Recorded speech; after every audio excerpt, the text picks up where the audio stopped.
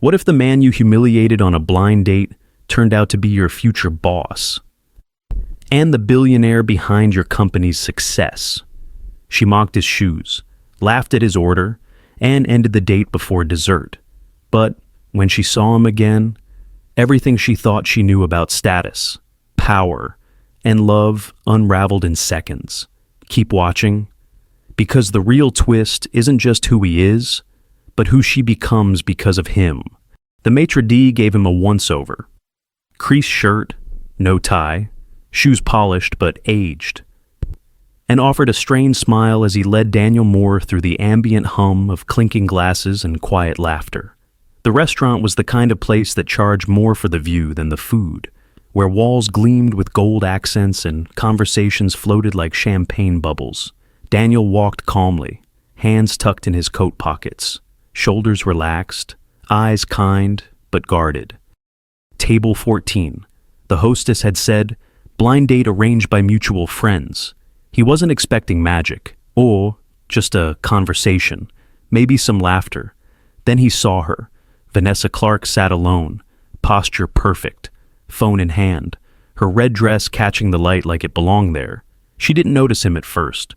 She was too busy checking the time, sighing, scrolling, and making mental notes to never trust Natalie with setups again.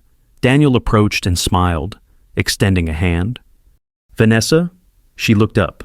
Her expression dropped. Just slightly, but enough. The pause before her handshake was all he needed to feel the judgment. Her eyes scanned no watch, no designer suit, not even cufflinks. She forced a smile. Hi, yes. They sat. The silence came immediately. He complimented the restaurant. She nodded. He asked about her day. She responded without returning the question. She ordered wine without asking if he'd like some. When he asked the waiter about vegetarian options, she blinked, then smirked. So, you're one of those, she said under her breath. He heard, but didn't flinch. Instead, he simply smiled. One of what's simple. She replied, swirling her glass. It's fine. I just didn't expect this. Daniel glanced down at the menu. Well, sometimes the unexpected leads to good surprises. She arched a brow. And sometimes it just confirms everything. That one stung. He said nothing, only nodded. Around them, another couple laughed gently. A waiter passed with a tray of oysters. But at table 14, the temperature dropped with every word she didn't say, and every assumption she did. And yet, Daniel stayed seated, because he had learned long ago that sometimes people show you who they are before you ever get the chance to speak. The waiter returned with a polite smile, asking if they were ready to order, but Vanessa didn't even glance at the menu. She snapped her fingers and pointed to the lobster risotto, then added, and a glass of the 17 Chablis, not the house white. Please. She handed the menu back with a flick of her wrist and then looked at Daniel, lips curling slightly. Are you good with the prices here? She asked, voice dipped in sugar-coated venom. Daniel glanced up, unfazed. Yes, I'll have the butternut squash soup and the roasted vegetables. Thank you. The waiter nodded and vanished. Vanessa's smile twisted. Soup, that's it. I like to keep it light at dinner, he said with quiet ease. Plus, I skipped lunch. Oh, she chuckled, sipping her wine. That explains the outfit. He tilted his head, just slightly. Sorry, you just give off that minimalist vibe, like someone who thinks being humble is charming. She stared directly at his shirt, then his collar. Is that linen, or just old cotton pretending to be stylish? A couple at the next table exchanged glances. One of them stifled a laugh. Daniel didn't flinch. It's comfortable, he replied calmly. Comfort's underrated these days, says every man who doesn't know what tailoring is, she said, laughing to herself. She took another sip, then added, You didn't drive here, did you? No, he said, smiling softly. Public transport. She blinked. In this part of town, he nodded. It's quiet at night. Gives me time to think. Or, she said with a dazzling smile, maybe you're just broke and making it sound poetic. That one landed like a slap. Not because it was cruel, but because she said it without blinking, without even knowing who he was. Daniel sat back, fingers gently wrapped around his water glass, and offered only a nod. "Maybe," he said quietly, "or maybe poetry is how you survive places that treat you like a number." She rolled her eyes. "God, you are one of those."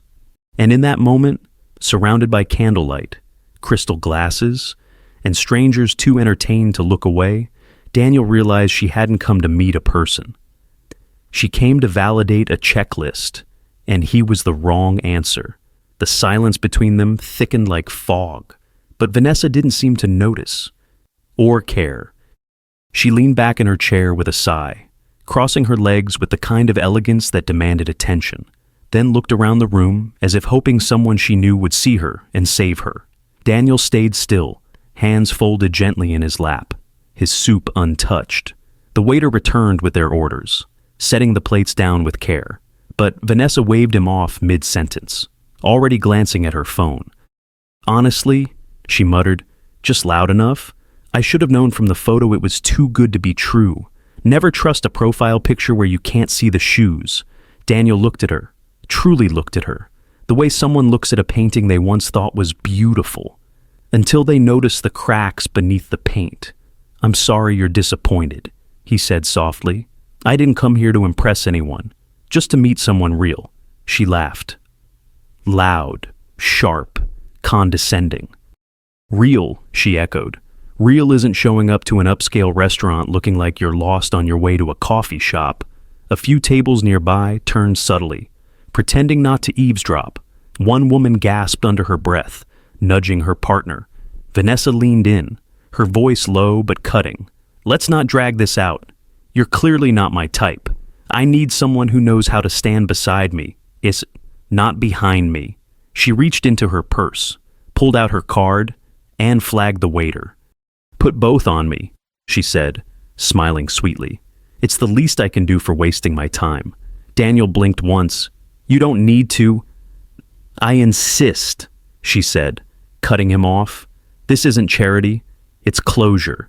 The waiter hesitated, glancing nervously between them, then took the card. As Vanessa signed the receipt, a young couple nearby caught it all on their phones. One whispered, "She's roasting him." The other chuckled, "It's like watching a live train wreck." Daniel stood slowly, collected his coat, and nodded once, his voice steady and low. "Thank you for the evening. I hope someday someone speaks to you with the kindness you refuse to give others." And without waiting for a reply, he walked out, shoulders squared, pace calm, not a single glance behind him. Vanessa rolled her eyes, picked up her wine, and said to no one in particular, "Nice guy, just not in my league." But across the room, someone whispered, "She's going to regret that." And oh, how right they were. The air outside was crisp, the city alive with glowing windows and honking taxis. But Daniel walked slowly, almost peacefully, as if the humiliation had already been absorbed and turned into something colder, stronger. He pulled his phone from his coat pocket. Not sleek, not flashy, just reliable, and dialed a number from memory. The line clicked once before a calm voice answered. Sir Daniel's tone didn't waver. "Cancel the press briefing tomorrow." "I won't be attending the launch event." A pause. "Understood. Anything else?" "Yes. Have HR follow up with the Clark family's firm. We'll be re-evaluating the strategic proposal. Shall I prepare the withdrawal papers?" "Not yet," Daniel replied, glancing back at the glowing restaurant windows where laughter still echoed inside.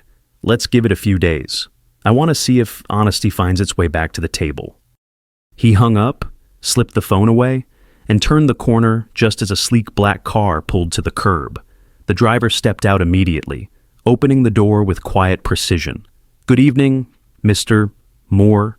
Daniel nodded, slid inside, and the door closed with a soft, deliberate thud.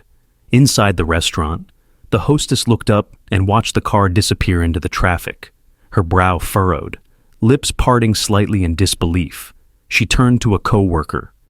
"Wasn't that the guy from table 14? The coworker shrugged. "I thought he took the subway." The hostess didn't answer. She was too busy replaying the quiet dignity of the man in the old coat who had left a $100 tip for a dinner he barely touched. Back in the car, Daniel leaned his head against the leather seat and closed his eyes. It wasn't anger that filled him. It wasn't sadness either. It was something more dangerous. Clarity, not just about her, but about how many people still failed to understand that respect wasn't a reward for appearances. It was the bare minimum of humanity. And sometimes, the man you mock for being beneath you is the one holding the power to raise, or erase everything you care about. The elevator doors slid open with a soft chime as Vanessa stepped onto the top floor of Sterling and Hart, the leather of her heels clicking confidently against polished floors, her coffee still hot, her smile perfectly rehearsed. She was ready to impress, ready to lead, ready to continue being the woman who never second-guessed herself. That is, until she saw the sea of nervous excitement humming through the office. Heads turned, whispered voices darted through the air like static. "He's coming today. I heard he's making the announcement himself. Daniel Moore in person." Vanessa froze mid-step. Her pulse ticked up. "Wait, Daniel Moore?" she asked a passing assistant. The girl nodded, starry-eyed. "Moore and Wells. The reclusive chairman. He asked for a direct meeting with us. Nobody knows why." Vanessa's breath caught, but she pushed it down. It couldn't be. And then the boardroom doors opened. The room stood, and in walked the man she had mocked for ordering soup, the man she'd laughed at for taking the train. But now, he wasn't in wrinkled cotton or weathered shoes. He wore a tailored suit that moved like shadow and silence, his presence sending an invisible ripple across the room. Vanessa's heart dropped to her heels. Daniel Moore. Her blind date, or was the billionaire chairman every firm in the city had chased for years. He didn't glance at her, not even once. "Thank you for meeting with me," he said calmly, voice even, eyes sharp. "Let's begin." For the next 45 minutes, he spoke with the ease of a man who owned the air he breathed. Every executive leaned in, hanging on his words, except Vanessa, who sat frozen, her hands numb, her throat dry. Every sentence he delivered felt like a mirror he was holding up to her, showing her exactly what she'd failed to see. When the meeting ended, the room erupted in praise. Partners shook his hand, directors offered compliments, and still, he never looked at her. Desperate, she stood. "Mr. Moore." "Daniel," she called out, her voice quieter than it had ever been. "Could I speak with you for a moment?" He paused, slowly turned. "Yes," he said, not cold, not cruel, just distant. They stepped into the hallway, the glass walls framing the city skyline like a reminder of how high up she had climbed, only to feel so small. "I didn't know who you were," she began, voice trembling. "I wouldn't have—" "But you did know who you were," he interrupted gently, his words slicing cleaner than rage ever could. "And that was enough to show me exactly how you see people." She stood speechless, her confidence unraveling stitch by stitch. Daniel held her gaze one final time, not with spite, but with closure, and then he walked away, not to punish her, not to prove anything, but because dignity never needs to turn around. The door clicked shut behind him, but the silence it left inside her rang louder than any applause, louder than the voices she used to command, louder than her own heartbeat pounding in her ears as she stood there, rooted, breath shallow. Vanessa had been called many things in her life. Brilliant, unstoppable, cold, efficient, but never small, never unworthy. And yet, as Daniel Moore's footsteps faded down the corridor, that's exactly how she felt. Not because he was powerful, but because she had treated him like he wasn't even human. She returned to her desk, the emails on her screen blurred by the weight in her chest. Everything she touched felt hollow now. Every file, every pitch deck, every coffee-fueled climb toward a title that suddenly meant so little. That night, she didn't go to a rooftop bar. She didn't swipe through faces on a dating app or post a curated story. She sat alone in her apartment, lit only by the glow of a single lamp, staring at the reflection of a woman who had just looked past a man worth more than money, because she didn't see past his shoes. The next day, she did something she never did. She went early. She waited by the company lobby where she knew his driver would arrive. And when the black car pulled up, she stepped forward before the door could open. Daniel emerged, buttoning his jacket, expression unreadable as he looked at her. "Vanessa," he said simply, "I need to say something." She replied, her voice tighter than she meant. "Not because you're the chairman, not because you're important, but because I was cruel and wrong. And I hate that it took your name to make me see it." He didn't respond immediately. Just studied her, the silence stretching long enough for her to hear every inch of her own shame. She swallowed. "You were kind to me when I gave you nothing but condescension. You listened when I mocked, and you walked away with more grace than I've ever shown anyone." Still, he didn't speak. So she said the only thing left, "I'm sorry, not because I got caught, but because I didn't see you." Finally, he spoke, voice low and steady. "The world will always give you chances to prove who you are when no one's watching. You showed me who you were when you thought I was no one." She blinked, throat tightening. "Can I ever fix that?" He shook his head. "Not in cruelty, but in truth. You can't undo a first impression, but you can choose who you want to be the second time." And with that, he walked past her, not with coldness, but with a quiet permission she hadn't expected. A door hadn't closed, but it hadn't opened either. It had been left ajar, just wide enough for her to change. The days that followed didn't shatter her. They peeled her, slowly, quietly, one uncomfortable layer at a time. Vanessa still wore the same blazers, still walked with the same sharp heels, still delivered pitches with crisp precision, but something underneath had shifted, and it echoed in the smallest places. She noticed it when her assistant brought her coffee, and she actually asked how her morning was.